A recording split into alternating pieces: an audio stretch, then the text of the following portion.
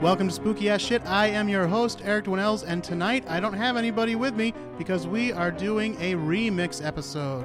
For those of you new to the program, a remix episode means that I'm playing an old episode, but I'm giving you a brand new intro to it.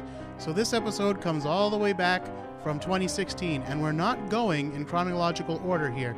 We're skipping ahead a few episodes because I already did a remix episode of the Leprechaun and Banshees show, which is the next one, but I did a remix of that one not too long ago because actually it was the least popular episode, and I wanted it to get a little bit more attention, so I put it out there again, so I don't want to dip back into that right away. So instead we're going to move on down the line, but guess what? The next episode is about the Salem witch trials. Now, if you listen to the show long enough, you'll know that I love talking about Salem. I love talking about the Salem witch trials, but this episode was recorded way back in early 2016, and I was not yet the one and only licensed witch finder general in the whole entire world, and specifically working out of Salem, Massachusetts. So now that I am that, I know a lot more about the witch trials, and I am not 100% satisfied with the episode that I did on the Salem witch trials. So I want to go back and do that episode again with all this expert knowledge that I have now, but I haven't gotten to that yet. So instead, that's not going to be a remix episode. That's going to be a whole redo episode. Instead, we're going to move on to the episode after that, which is episode number 8, Deals with the Devil. If I remember correctly, my special guest on this episode was Mr. Brian Toney, and this episode is all about people who have made deals with the devil, and it's a fun one. And in it, I believe this is the one where we talk about the movie Crossroads, not the Britney Spears movie, but the movie with Ralph Macchio, where he makes a deal. It's the story of Crossroads. It's, you know, he makes a deal with the devil down at the crossroads, and he becomes a good guitar player, and then he has to have these epic guitar battles. I had not seen it, had not even heard of it when Brian Toney mentioned this. I have since seen it, and it's, you know, it's not one of those movies that's like it's so bad it's good. It's like not you don't like have to see it or anything like that, but it's pretty good. I would recommend it if you're a fan of you know, devils and music. I think most of you probably are. So all right, so you guys go ahead, listen to this episode. I'm going to mention it here. I might take it out and editing later because I don't know if I mentioned it or not, but here it is. I don't know if I had the website is what I'm trying to say when we recorded this episode originally. So the website is spookyasshit.com or spookyas.com, and they both take you to the same place. That's the show's blog page. From there, you can listen to each and every episode, even the ones no longer available on your favorite streaming service, and you can find links to all of our social media. We are at spookyasshit on Instagram, and you can follow us on Facebook at facebook.com/spookyas. While you're there, don't forget to join our secret closed group, the Spookaroos. That's where we can talk about spooky stuff without the weight of public judgment upon us. And of course, on the website, you can also buy merch and all that kind of stuff too. And while I'm talking to you, don't forget to tell your friends, share the show, share the enjoyment, leave a kind review on iTunes or wherever you happen to be listening. It's not like you're up to a whole lot these days, most of you. You're just hanging out at home. So just take a moment now and go wherever you listen to the show and write a nice review. And here, enjoy this episode all the way back from 2016, episode number 8, Deals with the Devil.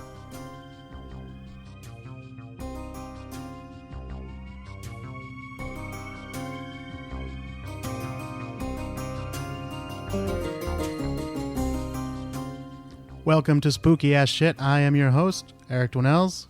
My co-host tonight, returning once again, that guy, Brian Toney. Hello, everyone.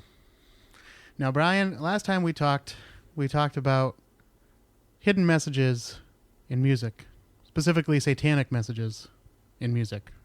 And it was a good time. It was a good time. And I said, you know what?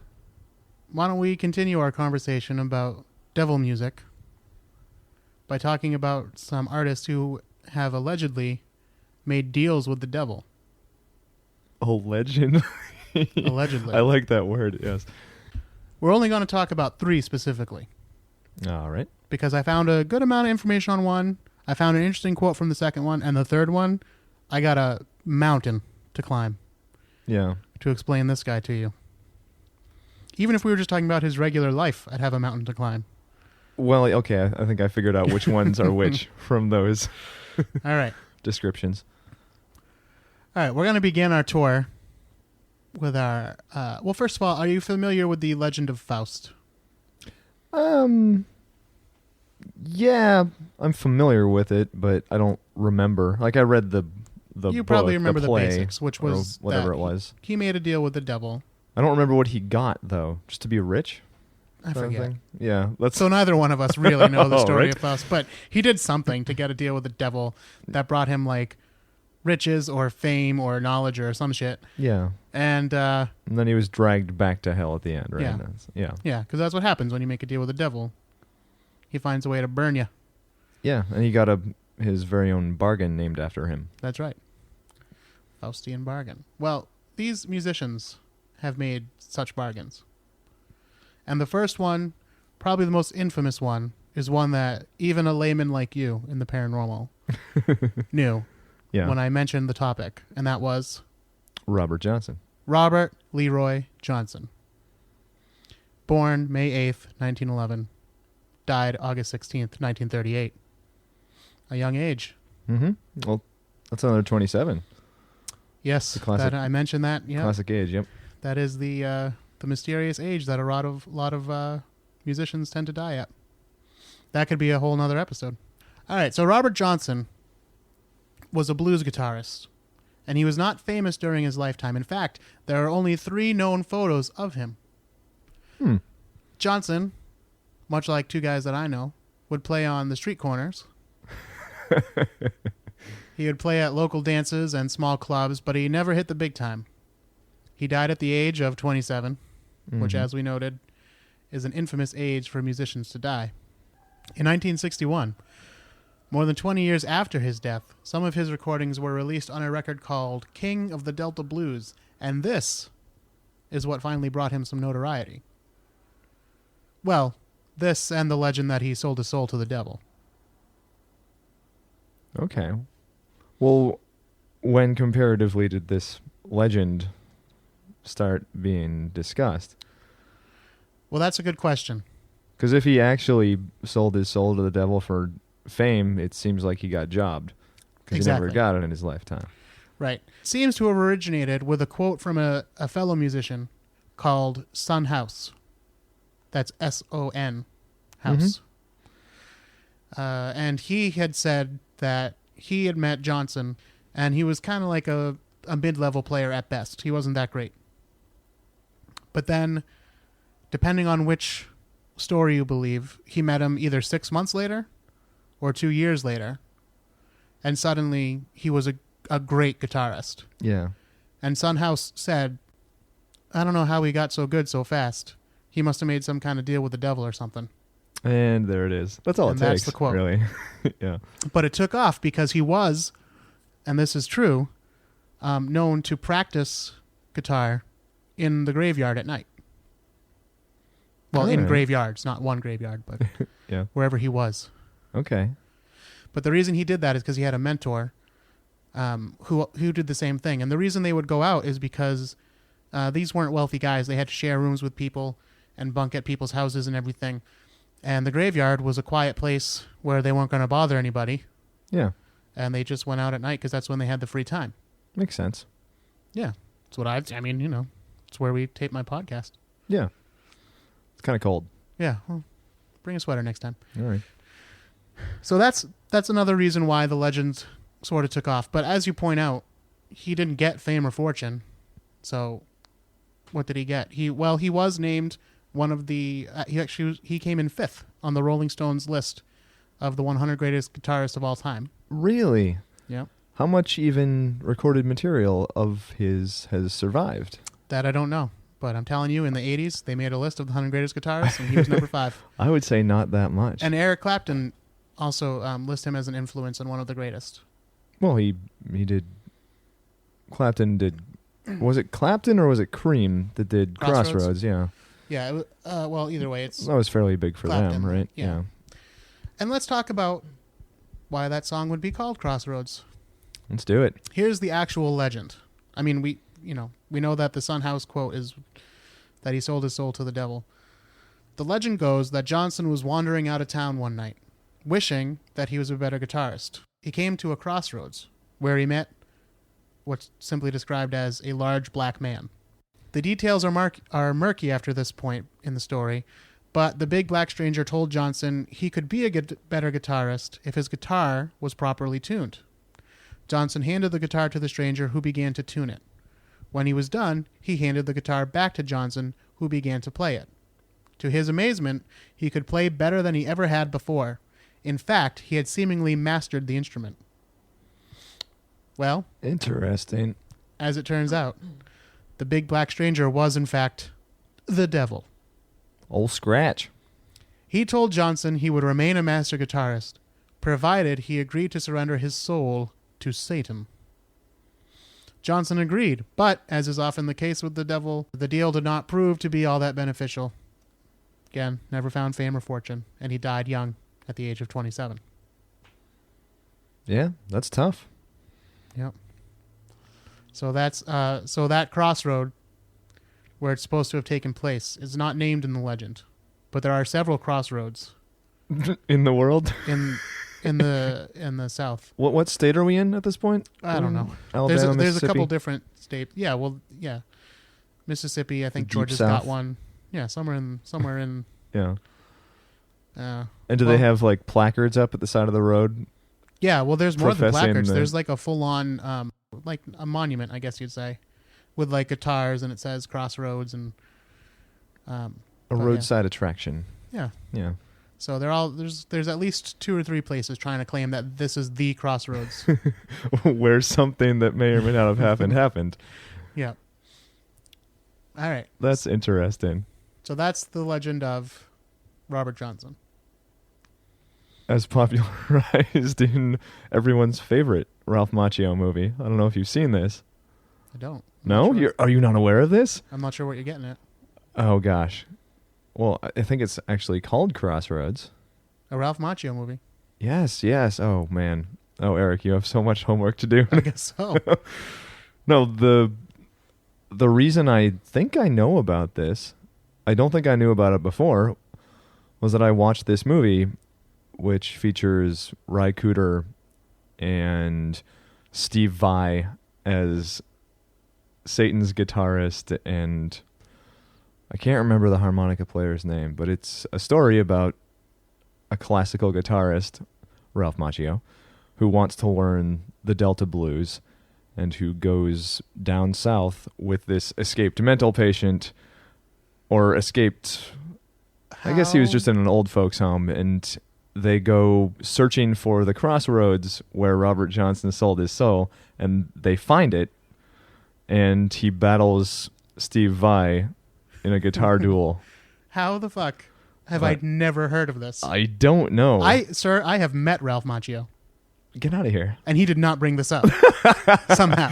That should have been the first thing to pass his lips. Yeah. Crossroads, a 1986 film. Oh, this is a formative experience Jesus in Christ. my life. And it was directed by Walter Hill. I don't know who that is. 48 Hours, The Warriors. Oh, okay. All right. Yeah, that makes sense, actually. Oh, jeez. And Steve Vai, yeah. Well, I guess I know what I'm doing tonight. Yeah, man. Damn. It's got an awesome poster and everything. All right. Yeah, well, you're right. I got some learning That was to my do. exposure to the legend. All right.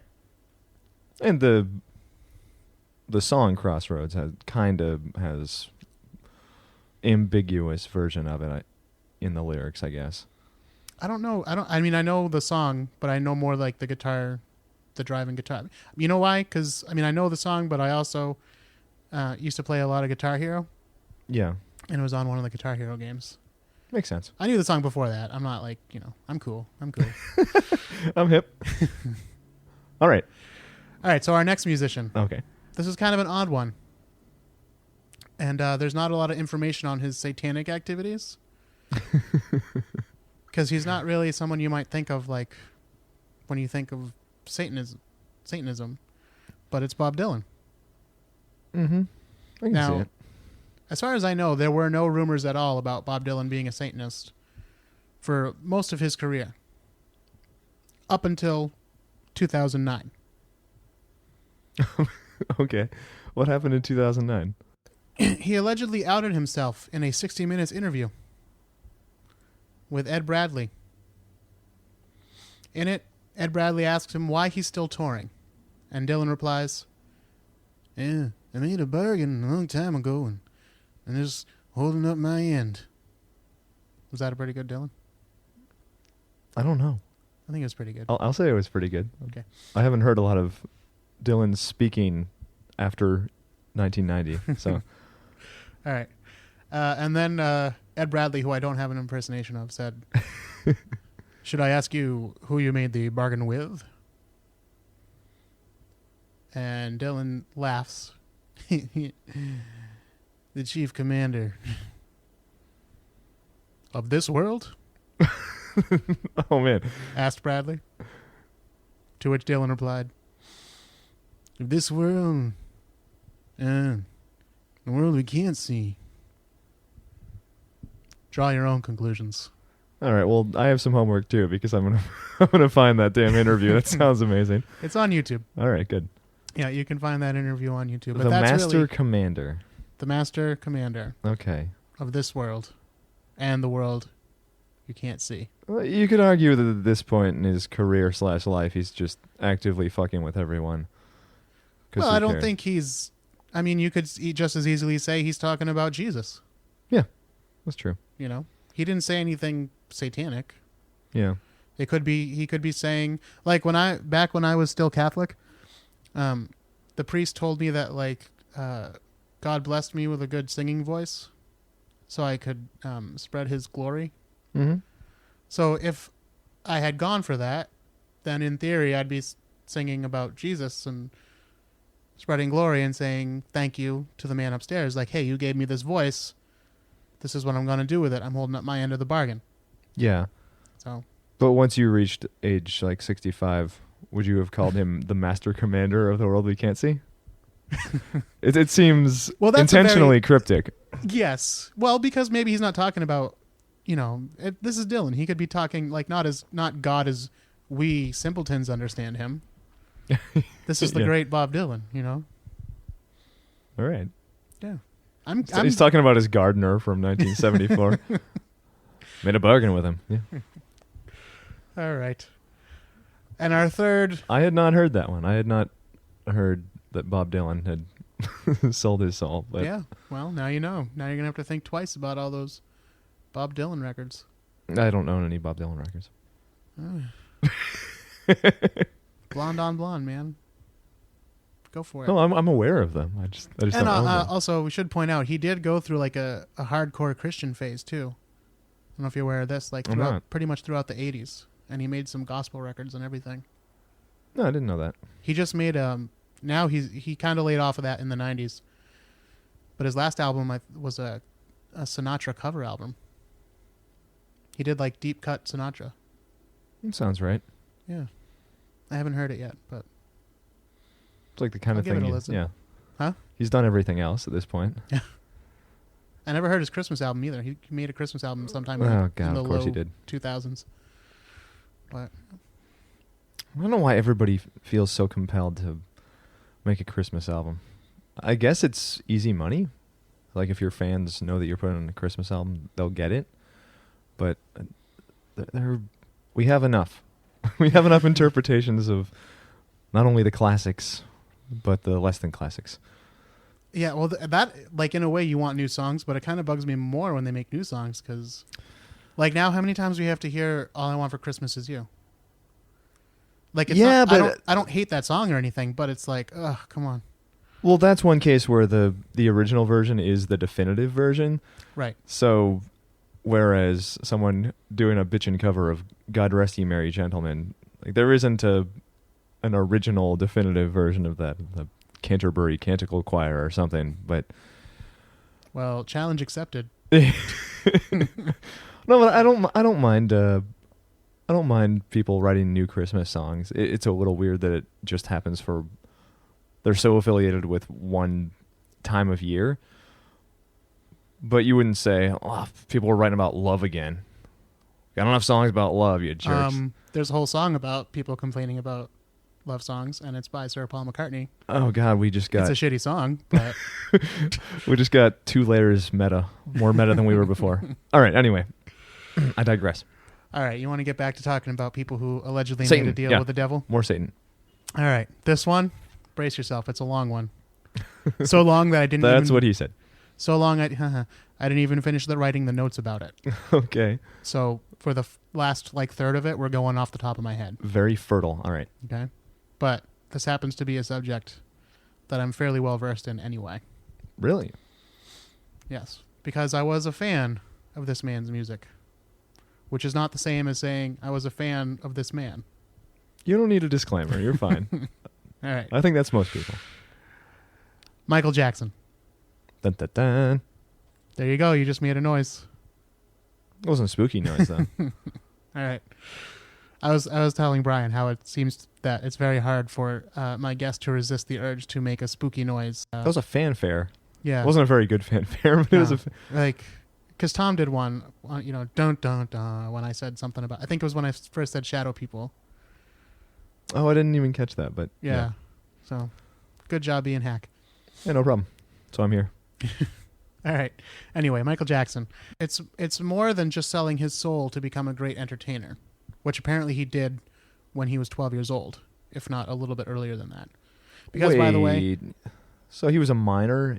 Yeah. You can't really enter contracts when you're a minor. I don't know if you can bring that up with the devil's advocate. Well, I would. I would. I said there? I did. That was good. That was a clever joke. Always call attention to Yes. that when it happens. Bonus points. Always, yeah. All right. Crossroads with Ralph Macchio. Yeah, no, I don't think the devil cares. I guess not. And also, if you know anything about the history of the Jackson 5 and stuff, they always claim that Michael was 10 years old when they started. That's a lie. He was 12. Okay. That's a weird thing to lie about. Well, they want him to be even younger and even cuter, younger and precocious, yeah. So the thing is, to go along with me here, you, again, have to jump on the crazy train. I'm on. Let's go. When you're on the crazy train and you put these things together, it'll all make sense. Okay. But of course, the disclaimer is you're on the fucking crazy train if you are believing this stuff. Unabashedly. Okay? All right. So it starts when he was a little boy. And you can see proof. A, because they say he can sing like no 10 or 12-year-old should be able to sing. Okay. And he was extremely talented even as a little kid. I agree.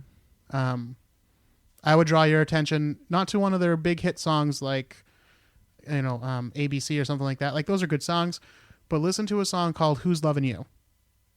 Okay. This is a little kid singing like a grown-ass man, singing it with soul. It's a really good recording. Mm-hmm. I don't know if it's so good that I would insist that he made a deal with the devil to get that good. Yeah, as far as like no 12-year-old should sing, there's not a huge sample size in That's popular music of really good 12-year-old singers. That is true. All right. But no. Sorry. I hopped off the crazy train. I'm hopping back on. Let's go. That's all right. There are also, if you look online and you look up the Michael Jackson satanic conspiracy, you'll find a lot of pictures of him doing the OK symbol when you have your thumb and your index finger together and the other two fingers are up. It's hard to describe things for podcasts, but you know what I'm talking about. I know what you're talking about. Apparently, according to Satanist conspiracy folks, that does not mean okay. It means 6. It's an odd way to express 6. Yep. Trying to find it. And of Can't course, find it. I thought, isn't it also asshole? In sign language, I believe it is. Yeah. Okay. How is this 6? Actually, I think you have to. No, I don't think that is asshole. I think this is asshole when you basically take a closed fist and rub it on your head. All right. Yeah. Learning. I'm not positive about that, but I think that I've learned that. Okay. All right. Well, I'll figure that out later. No, I believe it's supposed to be that the first 3 fingers make the shape of the 6, and then you have 3 fingers sticking up, so that means times, that there's 3, so that's 666. Oh gosh. The number of the beast. Yeah. And then also there's a picture of him covering one of his eyes, which again, the Eye of Providence is an Illuminati / Satanist symbol, allegedly. There's also a video, I forget what song it's for, but of him dancing with his brothers, and he's wearing a red sweater with a star on it. And they're saying that the star is a symbol of Satanism, and the fact that it's red is also a symbol. Man. That he's a Satanist. So red is Satan? Yeah. Anything one red of the is devil's color. But they'd probably say the same thing about black. Yeah. Or, I who mean, knows? Satan's got a lot going on, apparently. Yeah. He also makes the devil horn sign, which some people might know as the rock and roll sign or the evil eye. Sure. It's a I classic. Know. He does, though? That actually surprises me. He does it a lot when he's dancing. Like when he points out to the side, he doesn't usually just point one finger. He'll do that. And the reason why he does this is because they're magical satanic gestures, which allow him to put a spell over the audience. Oh, nice. Which makes them worship and adore him. Well, it worked, apparently. Yeah. Now, he also appears in the movie The Wiz as the Scarecrow. Mm-hmm. When he first appears, he is hung up on a cross. Great. This is to mock the death of Jesus. I like where this is going. Which happens in a black mass. Because everything is a bastardation of a regular mass in a black mass. The anti-mass, yeah. Right. So he's mocking the death of Jesus with this. He sings a song that was not in the Broadway production from which the movie is based. Mm-hmm. It was written just for the film, according to the conspiracy. It's a little number called Satan, Satan, You Are My Dark Master. No, actually. The Motown twist. It's called You Can't Win. And it's... Are you familiar with the song? No, I'm not. It's a good song, actually. It's a little long. Yeah. And he's also surrounded by crows, which are supposed to be a satanic symbol. Yeah. And they're singing backup for him. But it's allegedly about the deal that Michael made with the devil years before. Here are some sample lyrics. You get in way over your head, and you only have yourself to blame. You can't win, child. You can't break even. You can't get out of the game. Okay. Yep. That could be describing a lot of things. The Columbia Record Club, for one. I mean, that's a pretty... That's vague, but... We'll get into what... I like the crows, though. We'll get into crows are a nice touch. What the producers and everybody says the song, and Michael and the people who wrote it say the song is actually about later on. But okay. Again, we saved the debunking for the end. We're on the crazy train now. Yep. This is one of my favorite parts of the conspiracy. Michael Jackson is famous for wearing a hat and a glove. Mm-hmm. The reason he does this is because he is a dark magician. Yeah. That's all. That's all there is to it. Wait. So where magicians wear hats and gloves? Well, he's a dark magician. Wait, where is this pull quote from? I'm telling you, I can't even tell you exactly because I have watched many videos about this. Oh my it's gosh. one of my favorite subjects to search on YouTube. Okay. Just type in Michael Jackson satanic or Illuminati conspiracy or Satanist killed Michael Jackson or something like that. You'll find a bunch of videos about this. See, I have not heard the stereotype that magicians wear one glove. That is not a thing that I have heard of. Yep, magicians and clowns wear gloves. But just one glove, because he wore the one glove, right? Maybe he was. Well, I don't. They don't get into that part. He was half in, half out. But it could be. I guess you might consider it like a wizard's wand, where the point of it is to focus the energy, perhaps. So he only needs one because he's focusing the energy. Okay. I just made that up, but I know, but I like it. I'm going with you. Bullshit that we've heard so far. Precisely. I'm driving this crazy train. So I'm in. I'm allowed to. Okay.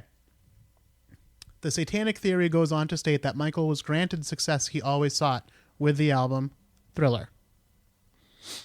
It was the biggest album of all time. But even then, he still wanted out of his deal with the devil.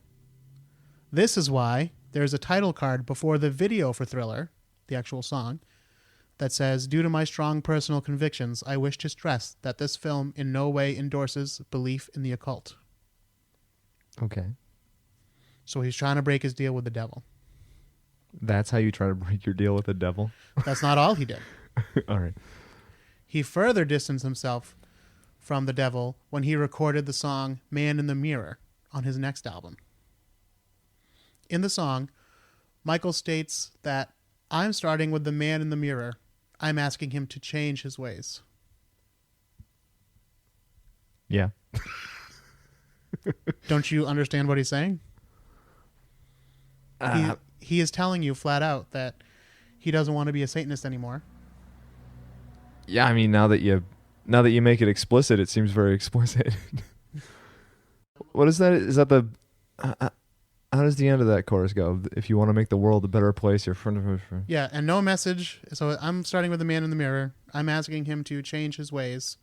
And no message could have been any clearer. If you want to make the world a better place, take a look at yourself and make a change. Yeah, okay.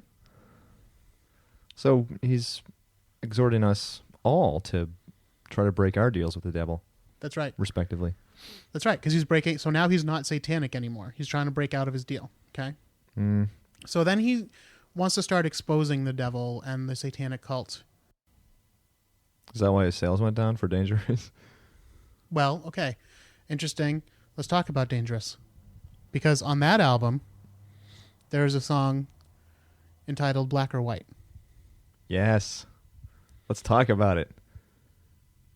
And in it, he says, "I am tired of this devil. I am tired of this stuff. I am tired of this business. So when the going gets rough, I ain't scared of your brother. I ain't scared of your sheets. I ain't scared of nobody. Girl, when the going gets mean." I don't know what the rest of it's supposed to mean. But the devil stuff from the beginning is what we're focusing on. Yep. Okay? Yep. I'm tired of this devil. Yeah, it doesn't get more on the nose than that. Yeah. I'm tired of this stuff. All this stuff. All the devil stuff. Yeah. I'm tired of this business. Mm-hmm. The devil business. He's clearly telling you he's done with being a Satanist. Yep. Now. Did I have to remember the time on it? What's that? Yes, it did. Okay. What happens right after Dangerous is released? Well, I'm a little fuzzy on the actual chronology, but that's the scandal happens right after that? That is correct. The first molestation scandal. Okay. Where a boy that he was innocently traveling around the world with as his companion. 13-year-old, right? I believe he was 12 or 13, somewhere around there. Latino young man, I believe. Innocently bringing him around the world with him on his tour for Dangerous. And he's accused of that somehow being inappropriate, that they're sleeping in the same bed and that he's taking him all over the world and all that stuff. Which he straight up admitted to. He admitted to all of that. He did not admit to the molestation, of course. But he just said the rest of, well, what's wrong with that? That's love. That's how we show love. And anyone who sees something wrong with that, that's some kind of pervert. That's some kind of perversion in them. Don't be ignorant. Those aren't exact quotes, but I'm pretty confident he would say something like that. No, I like this. This episode has a lot of impressions, and I am on board. Yeah. At what point did his skin begin to turn white, and is that related at all? It was after Thriller. It could have been a conspiracy by the devil to make him appear as more of a freak. Which is also where these rumors came from, him sleeping in like a cryo chamber and him wanting to buy the bones of the Elephant Man. I forget what other ones are out there. There's a lot out there. There's no shortage. MJ rumors, yeah. Yeah. All right, so the molestation accusations and everything, Michael doesn't go to court with that one. He settles it out of court by throwing a lot of money at the family of the boy who was making the accusations. And it was really his father making the accusations, but we'll skip that part. He throws a lot of money at it and it goes away. Now, according to the conspiracy, this was a symbol that Michael realized he was not strong enough to fight the Satanists or Satan, and that by using money, which the love of money is the root of evil, that he was realigning himself with the devil and like kind of apologizing to the devil. But he didn't start to turn black again. No, he did not. When he went back. I guess No. that only works one direction. I guess so. Okay. So then, according to the conspiracy, again, he still wanted out though. Like he didn't really mean it. So history of the album, I mean, or his story, the album. Delightful Yeah. wordplay. It did have a song on it called Earth Song. Well, first of all, when he would do the song in concert, he would often come out with his arms halfway raised into cross position, but doing an inverted OK symbol, 666 symbol with each hand. And then as he sang, he would put one hand out, like facing the audience and below his waist, and then the other hand up by his head, kind of like he was swearing in.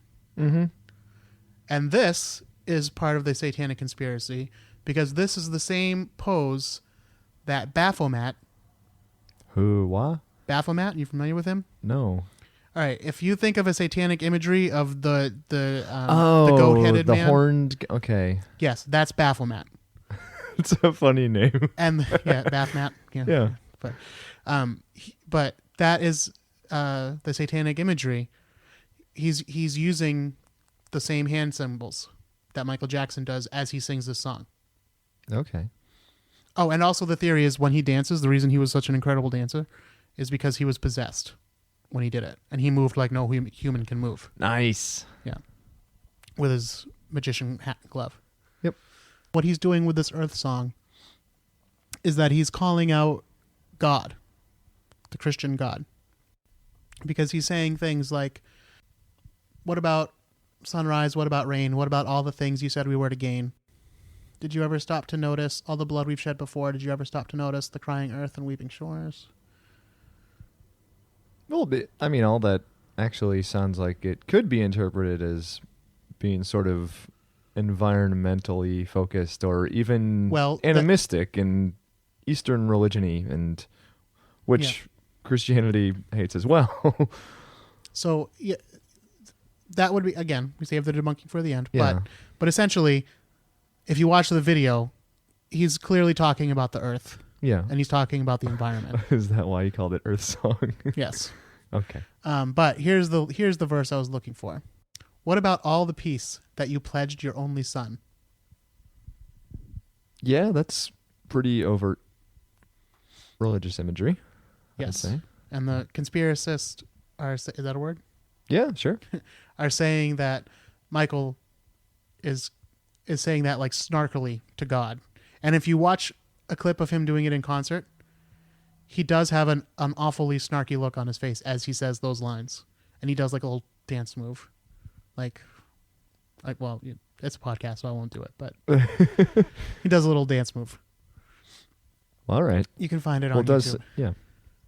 So that's the Earth Song part of the conspiracy. So after that, the devil took all this personally, and he was already kind of knocking him down a peg on the success ladder. But then Michael really had enough. And he said that's when he started coming out and saying, they don't want me to succeed. They want to hold me back. This business, the world is corrupt, and they're all out to get people, and you can't get a fair shake, and blah, blah, blah. You can't win, right? Basically. He said this? He did say this. He However, repeatedly said this? Okay. He did. I didn't know that. However, he was saying this in reference to people persecuting him because he was black. Interesting. But according to the satanic conspiracy, according to the satanic conspiracy, yeah, they were saying it because he was turning away from the devil satanic cult Illuminati. That it wasn't actually about his skin color, which was up for Checks debate out. by that point. Well, yeah. Anyway. He didn't do himself a whole lot of favors in that department. Well, and he'd never really been about race anyway. Like, it's not like he had a lot to say about it before. Yeah. And now all of a sudden it's a big issue for him.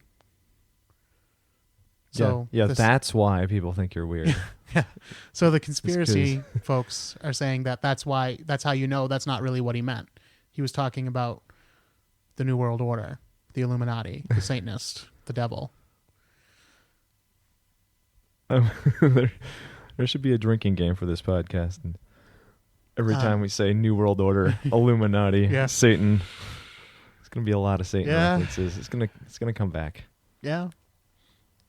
So then, of course, there's a second molestation trial. Again, these allegations pop up. And this, according to the conspiracy, is the devil once again striking at Michael where it will hurt him the most because of his well-known love for children. Yeah. Yeah. Yeah. Hey, I got to say it. That's the way it is. Like, one way or the other, he loved children. Yep. All right. There can be no doubt. But he went to trial this time, and he was found not guilty and vindicated. Table's turning. So now the devil takes it personally, and he gets pissed. And he says, that's it. Kill this motherfucker. And that is how Michael Jackson died in June of 2009. By aggressive dosing. Yeah. It's just every time I hear like Satan personified, it's like trying to personify the Christian God. Like, yeah, he gets pissed. He got mad at one human and decided to kill him. Yeah, that's what all powerful deities do, right? They're just waiting. They just get annoyed. Yeah. Nah, fuck this guy. Well. Okay, well, that's the end of the conspiracy. That's the end of the conspiracy. All right. And now we'll talk about debunking things a little bit. We've kind of debunked a little bit. Finally. Okay. As we've gone. But I want to go back to almost the beginning and talk about his role in The Wiz. Okay. Because this is a big one that the satanic cult folk point out. Again, just to refresh your memory, Crows. he sings this. He's singing with crows, and he's on a cross, and he's singing about a deal with the devil, allegedly, that you can't get out, you can't break even. Every time you think you're getting somewhere in the world, someone comes and pushes you down, and you just can't make any progress. Now, it does seem kind of out of character for the Scarecrow to be singing that, but and it wasn't in the Broadway show. right. It only appears in the movie. So why is all of a sudden Michael Jackson singing the song that was not in the Broadway production? You're going to tell me. I am. Well, the people who spout off about how Michael either wrote the song or that the song was specifically written for him clearly haven't done their research. Because if they had, they would know that the song was not written just for Michael. It was originally written for the stage show, but it was cut and replaced by a different song before it eventually went to Broadway. However, for the movie, they thought it would be a splashier song for Michael. And in fact, Quincy Jones, Michael Jackson's producer, Yep. even had Michael do an extended cut of it. There's a 12-minute version that he released as a single. 12 minutes? Yes. 2 years after the movie. That's Billy Idol level stuff right there. Okay. That's Yeah. too And long. like I said, it's a for good song. song. It's not a 12-minute long. It's too long for a non-Rush song. Yeah, that's really kind of all the way I have in busting up the... Okay. I mean, the rest of it is just get off the crazy train and you'll see that it's... None of that was... It was all bullshit, basically. Right. No, I'm just thinking about how the first molestation victim was 13, so probably met him around the age of 12. So I'm surprised the conspiracists have not hit upon the fact that he just kind of ran into this kid who was the same age that he was when he sold his soul, that he was somehow trying to pass on his curse to another innocent or somehow. You are adding. I'm getting good at this. You are adding to the mythology. See, we could have a whole website. I'm telling you, if we stop saying that it was all bullshit, we could be on a lecture tour right now. Let's do it. Especially as white guys talking about a black guy. Because we're part of the system. People love that. Yeah. No, but in theory, we'd be part of the conspiracy. More likely than not. But oh man. Okay. There's a lot of we're just leaving that money on the table. Yeah, we can just torch this podcast and then that's right. Get to work. This podcast is just going to be 10 seconds long. It's just going to be me saying, if you want to hear how the Satanists killed Michael Jackson, the truth about how it all went down, you call me and Brian Toney. Subscribe to our YouTube channel. Yeah. True ass shit. True ass shit. Okay. Well, so the overview, we spent a lot of time on Michael Jackson, but we have these three people. Well, the outlier seems to be Dylan because he's still alive. Yeah. Usually people save the conspiracy theories for when someone's dead and can't talk on this. And it seems like the Dylan one is a much flimsier theory because he just said one thing. Well, he outed himself. That's how it all came about. Yeah, but that's not... You need to do better, conspiracists. That one's not a good one. Like you don't believe he sold his soul to the devil? No, I guess not. I mean, the Robert Johnson one, that's a good one. It's a good story. Deep mythological thing, yeah. I like that a lot. But it also has the benefit of being old-timey. Of course, yeah. Many decades ago. But again, like you say, like it's not like he won fame and fortune, so... No, he didn't. It'd be more interesting if he at least had a hit record. Well, that's sort of like your monkey's paw style. Yes, technically he got what he wished for. He became great, but he did not actually but you profit didn't say from it. Great and famous. Yeah, exactly. Well, Brian Toney, thank you for joining us once again. Thank you, Eric. It's good to be here. This has been Spooky Ass Shit, the podcast. If you have any spooky ass comments or questions or show ideas, go ahead and shoot them over to me at my email, spookyassshit@gmail.com. Until next time, don't be afraid. Hee hee.